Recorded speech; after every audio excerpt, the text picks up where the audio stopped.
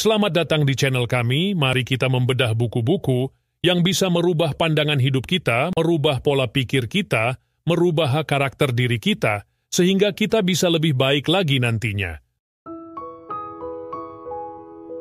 Pagi hari yang mendung menyelimuti kota.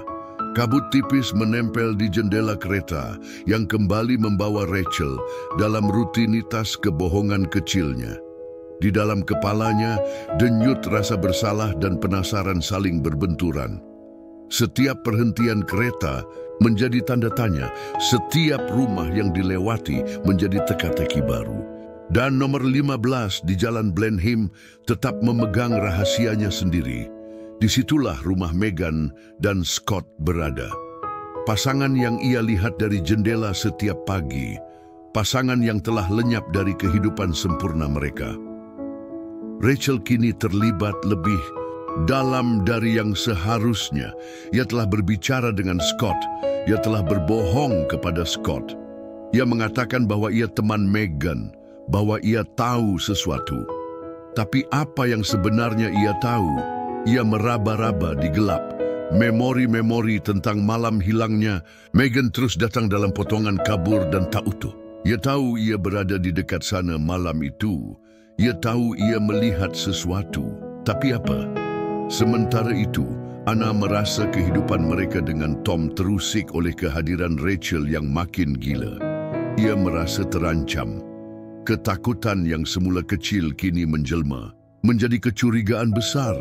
Tom, suaminya, terus meyakinkannya bahwa Rachel hanya wanita pemabuk yang tak bisa move on, bahwa semua yang ia katakan hanyalah karangan tak waras. Tapi benarkah begitu?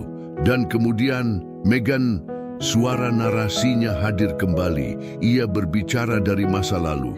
Ia bicara tentang masa kecil yang luka, tentang adik yang meninggal karena kelalaiannya, tentang pekerjaan yang ia benci, dan tentang ketertarikan tak biasa yang ia rasakan terhadap terapisnya, Kamal Abdic. Ia mengaguminya, mendambanya, dan juga takut padanya. Namun Meghan juga menyimpan rahasia terbesar, rahasia yang hanya ia dan bumi yang menggali tubuhnya yang kini tahu. Waktu berjalan, Rachel bertekad untuk menggali lebih dalam. Ia menemui Kamal, mencoba menyelidiki lebih jauh. Tapi pria itu tenang, cerdas, dan tak menunjukkan rasa bersalah sedikit pun. Rachel dalam kebingungannya mulai mempertanyakan siapa yang sebenarnya ia cari. Pelaku pembunuhan Meghan atau kebenaran tentang dirinya sendiri. Dan ketika tubuh Meghan akhirnya ditemukan, semuanya berubah. Media mengamuk, Scott hancur. Rachel, sebelum lanjut, don't forget to comment, like, and subscribe. Merasa bertanggung jawab, polisi mulai menyelidiki setiap jejak, dan ingatan Rachel mulai membuka lembar demi lembar kisah yang dulu terkunci dalam kabut alkohol. Malam itu, ia melihat sesuatu, sebuah sosok pria, sebuah perkelahian, sebuah bayangan yang lari. Namun benarkah ingatannya bisa dipercaya? Di rumah Anna, ketegangan meningkat. Ia mulai melihat sisi gelap dalam diri Tom, sisi yang dulu tersembunyi di balik senyum manis dan kata-kata lembut. Ia mulai bertanya, apakah semua yang Rachel katakan tentang Tom mungkin benar? Dan ketika Rachel akhirnya mengingat semuanya, malam itu, darah, kemarahan, kebohongan, dan wajah yang ia kenal terlalu baik, semuanya terlambat untuk kembali. Kebenaran terlalu berat untuk dipikul, tapi juga tak bisa lagi diabaikan. Tom bukan hanya mantan suami, ia adalah rahasia yang membunuh. Ia adalah bayangan yang membisikkan kebohongan di telinga setiap wanita yang pernah mencintainya. Ia adalah alasan Meghan tak pernah kembali ke rumah nomor 15. Dan ketika Anna akhirnya menyaksikan kebenaran itu dengan mata kepalanya sendiri, ketika kemarahan Rachel berubah menjadi keberanian, saat itulah segala sesuatu yang selama ini tersembunyi di balik kaca jendela kereta pecah dalam satu malam, penuh teriakan dan darah. Rachel bertahan. Luka, tapi tidak lagi hilang arah. Ia tidak lagi hanya gadis di kereta. Ia kini perempuan yang tahu kebenaran dan memilih untuk hidup dalam kebenaran itu. Matahari sore merayap perlahan menembus jendela kereta. Rachel duduk di kursinya, memeluk botol plastik yang kosong, hanya menyisakan aroma samar gin. Di luar, dunia terus bergerak, namun pikirannya terjebak dalam lingkaran waktu yang tak berpihak. Ia kembali pada gambar perempuan berambut pirang, berdiri di balkon rumah nomor 15. Kini, perempuan itu menghilang. Rachel tahu namanya Megan. Wajahnya kini beredar di koran-koran, di televisi, menghilang pada malam Sabtu, dan Rachel yakin ia melihat sesuatu, atau mungkin tidak. Alkohol mencuri kejelasan dari ingatannya. Tapi ada kilasan, seseorang bersama Megan, bukan suaminya. Sejak itu Rachel terobsesi. Ia menuliskan semuanya, mencatat mimpi dan serpihan kenangan, seolah itu akan mengikat kembali potongan yang berserakan. Ia ingin tahu kebenaran, bukan hanya karena Megan telah menjadi bagian dari dunia imajinasinya, tetapi karena untuk pertama kalinya dalam waktu yang lama, ia merasa memiliki tujuan. Anna, istri baru dari mantan suaminya Tom, memandang Rachel sebagai gangguan. Sebuah bayangan dari masa lalu yang seharusnya sudah mati. Namun Rachel tetap datang, mendekat pada rumah yang dulu ia tempati. Ia mengintip dari kejauhan, mendengar suara bayi menangis, mencium aroma kehidupan yang dulu miliknya. Dan di dalam semua itu, terselip luka yang belum sembuh. Pengkhianatan, penolakan, dan kehancuran diri. Sementara itu, Megan dalam kenangan dan kilasan narasi membawa kita masuk ke dalam dunianya. Ia bukan hanya perempuan cantik di balkon, tetapi juga jiwa yang terluka. Ia menyimpan rahasia trauma dari masa lalu yang ia kubur dalam. Hubungannya dengan Scott, suaminya, mulai retak. Ia merasa terperangkap, haus kebebasan, namun takut kehilangan pegangan. Dalam kebingungan itu, ia mendekati Kamal Abdik, terapisnya. Rachel, dalam upaya untuk merasa relevan, mendekati Scott.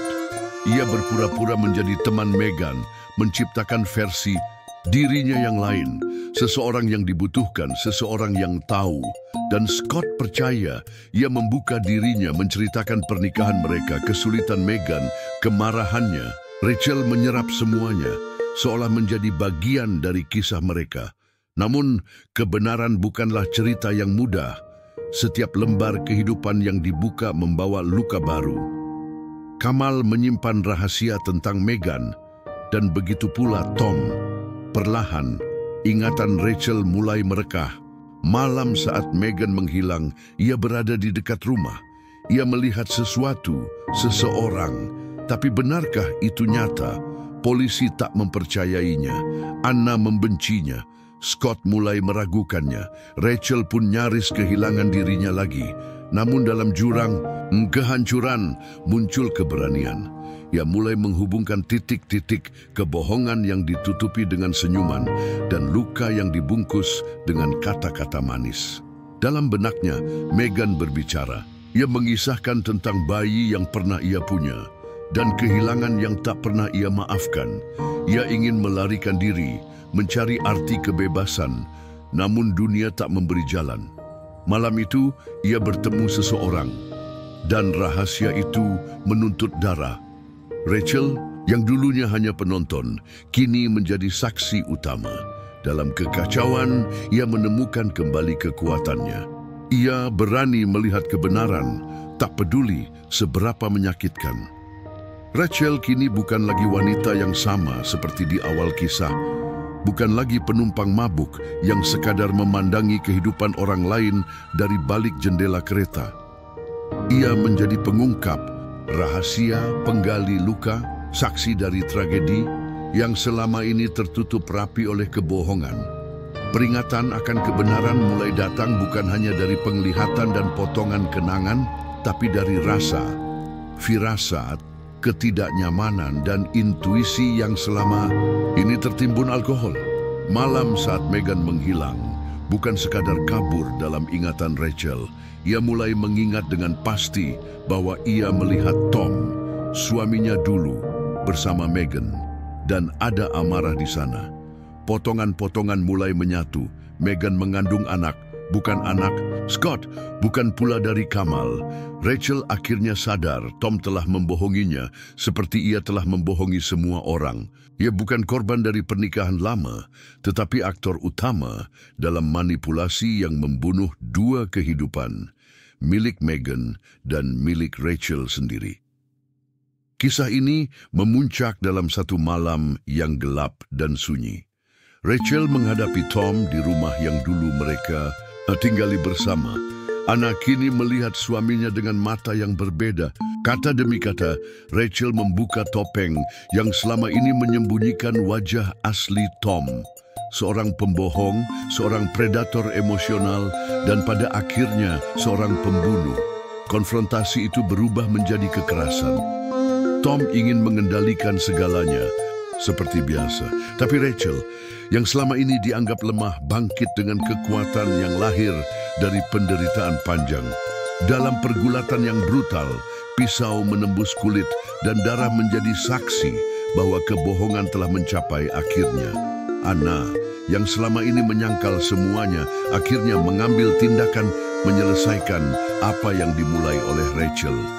Dengan dingin, ia menekan pisau lebih dalam, menegaskan bahwa mereka berdua tidak akan menjadi korban lagi.